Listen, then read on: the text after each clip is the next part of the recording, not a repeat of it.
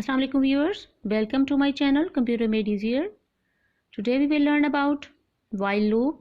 Before we start our lecture, don't forget to subscribe my channel and press the bell icon so that you can receive new video notifications. Now let us start. While loop, जैसा कि आप लोगों ने पहले पढ़ा है कि loop क्या है, स्टेटमेंट और a set of statement that is executed repeatedly is known as loop structure. यानी लूप स्ट्रक्चर क्या होता है आपका, ऐसी स्टेटमेंट या सेट ऑफ स्टेटमेंट जो कि अपने आप को बार बार रिपीट करती हैं, बार बार एग्जीक्यूट करवाती हैं। इन्हें हम आइटरेटिव रेपिटेटिव लूप्स भी कहते हैं। आमतौर पर ये 3 तरह के होते हैं, while loop, do while loop and for loop. आज हमने वाइल लूप के मुतालिक पढ़ना है। वाइल लूप क्या है? वाइल लूप जो है ऐसी, ये सिंपलेस्ट फॉर्म है सी के लूप्स की, सी लैंग्वेज की। और ये आमतौर पर क्या करती है, ये लूप जो है एक से ज़्यादा स्टेटमेंट्स को जब तक कंडीशन ट्रू रहती है एग्जीक्यूट करवाती है।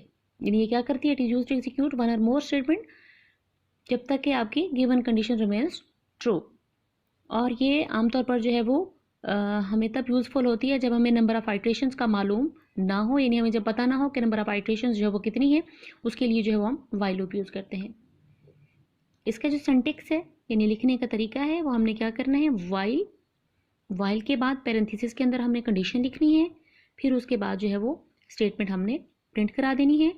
अगर एक स्टेटमेंट है, अगर नंबर ऑफ स्टेटमेंट्स जो हैं वो ज़्यादा है, यानी एक से ज़्यादा स्टेटमेंट्स हैं, तो उसके लिए हमें क्या करना है, वाइल के बाद हमने कंडीशन लिखनी है और कंडीशन के बाद जो है वो मल्टीपल स्टेटमेंट्स जो है वो एग्जीक्यूट करवानी है। जितनी हमारी स्टेटमेंट्स होंगी वो तमाम की तमाम जो है वो आपकी लिखी जाएंगी, और ये लिखी जाएंगी आपकी ब्रेसेस के दरमियान में। यानी इसका सिंटेक्स क्या होगा, अगर सिंगल जो है वो स्टेटमेंट आपने प्रिंट करानी है तो वाइल कंडीशन लिखना लगानी है और उसके बाद आपने स्टेटमेंट एग्जीक्यूट करा देनी है। और अगर आपके पास जो है वो कंपाउंड स्टेटमेंट्स हैं तो उसके लिए आपने फिर कंडीशन लगाकर एक से ज़्यादा स्टेटमेंट्स को जो है वो एग्जीक्यूट करा देना है।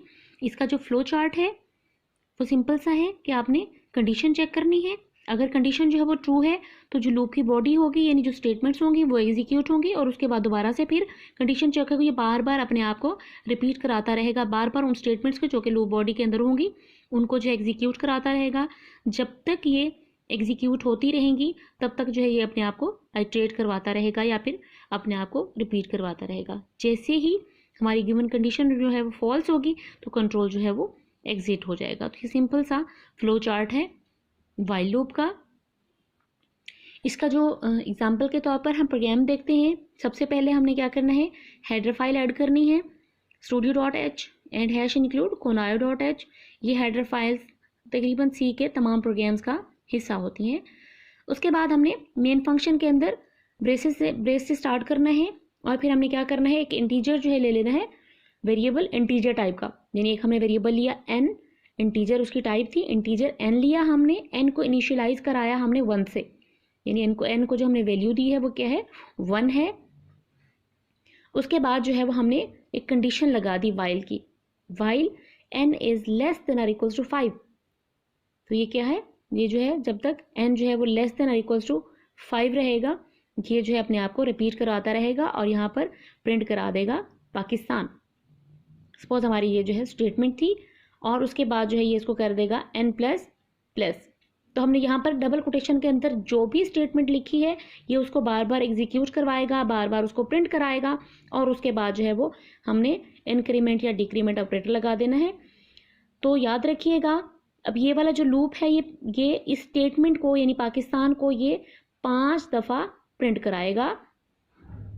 और इसमें आप ये देखें कि बार बार अगर आपने फ़र्ज़ करें यहाँ पर जो है वो जितनी दफ़ा प्रिंट कराना था आपने वो कंडीशन आपने इधर लिख दी, तो ये याद रखिएगा कि किसी भी लूप के 3 पार्ट होते हैं, इनिशियलाइज करवाना किसी वेरिएबल को, उसके बाद कंडीशन लगाना, और थर्ड में इंक्रीमेंट या डिक्रीमेंट जो भी आपका है वो आपने यहाँ पर लगाना है। तो ये 3 पार्ट किसी भी लूप का लाजमी हिस्सा होंगे, यानी इनिशियलाइजेशन भी होगी, कंडीशन भी होगी, और इंक्रीमेंट या डिक्रीमेंट भी लगेगा। होप सो आपको समझ आया होगा। तो आइए चलिए प्रैक्टिकल देखते हैं इसका, कि इसको जो है वो हमने कैसे प्रैक्टिकली हम इसकी प्रैक्टिस करते हैं। तो ये हमारे प्रोग्राम का बेसिक स्ट्रक्चर है और यहाँ पर हम ले लेते हैं काउंटिंग। सपोज हम एक प्रोग्राम ऐसा बनाना चाह रहे हैं जिसमें हमने काउंटिंग जो है वो प्रिंट करानी है 1 to 10। तो बेसिकली चूँकि हम लूप्स पढ़ रहे हैं तो अब हम ये देखते हैं कि हमने लूप्स के थ्रू कैसे इसको प्रिंट कराना है। तो एक वेरिएबल ले लेते हैं, हम एक्स ले लेते हैं और एक्स को इनिशलाइज करा देते हैं 1 से। ठीक हो गया। और फिर उसके बाद जो है हम इधर जो है वो देखते हैं कि हमने लूप कैसे लगाना है। तो वाइल कंडीशन लगा देते हैं, एक्स जो है वो हमने 1 से इनिशलाइज कराया था, तो एक्स इज़ लेस देन और इक्वल्स टू 10, यानी एक्स जो है 1 से स्टार्ट होगा 10 तक जाएगा। ये काउंटर वेरिएबल के तौर पर भी काम करेगा। तो यहाँ पर जो है वो हम एक्स की वैल्यू जो है वो प्रिंट करा देते हैं और ठीक हो गया। अब इसको हम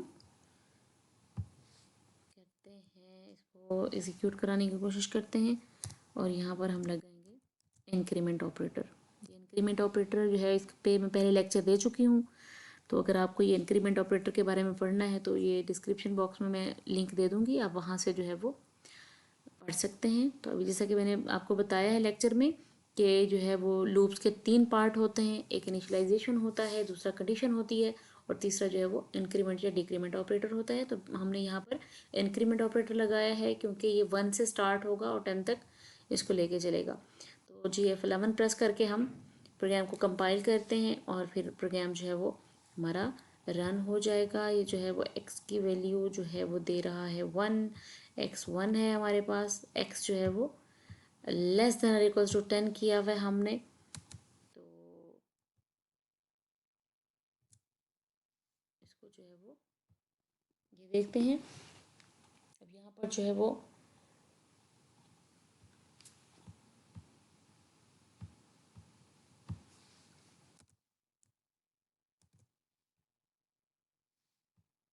ठीक हो गया। तो ये एक्स जो है वो 1 से इसको हमने इनिशियलाइज कराया है और फिर उसके बाद जो है वो एक्स इज लेस देन और इक्वल्स टू 10 एंड देन उसके बाद जो है वो हमने यहाँ पर लगानी थी ब्रैकेट ताकि हमारा जो प्रोग्राम है वो चैलेंज। अब इसको देखते हैं कि ये कैसे काम करता है। तो ये 1 से 10 तक जो है वो प्रिंट हो रहा है। पहले जो है वो हमने यहाँ पर ये कर्ली जो है वो ब्रेसेस नहीं लगाए थे, जिसकी वजह से वो जस्ट 1 ही प्रिंट करा रहा था और उसके बाद बार बार उसको रिपीट नहीं करा रहा था, बल्कि एक्स की वैल्यू 1 प्रिंट करा के वापस चला जाता था। तो अब क्या करेगा, यहाँ पर हमने कर्ली ब्रैकेट लगा दी है ताकि ये जो है आपका प्रोग्राम बार बार रिपीट होगा। ठीक है। तो आप ये देखें कि हमें यहाँ पर जो है वो हमें 10 वेरिएबल्स नहीं लेने पड़े। हमने काउंटिंग जो प्रिंट कराई है, काउंटिंग हमने प्रिंट कराई है 1 से 10 तक और इसमें जो है वो हमने कोई 10 वेरिएबल्स नहीं लिए हैं, बल्कि हमने जस्ट एक वेरिएबल लिया था, उसे हमने इनिशलाइज करा दिया 1 से, आगे फिर 10 तक हमने उसकी लिमिट दे दी और देन उसके बाद जो है उसके अंदर खुद ब खुद जो है वो इंक्रीमेंट होता रहा। फर्स्ट टाइम आया तो 1 प्रिंट हुआ, उसके बाद सेकेंड टाइम ये 2 हो गया, दोबारा चला गया, कंडीशन ट्रू हुई, फिर आके 2 प्रिंट करा दिया, फिर 3 हो गया।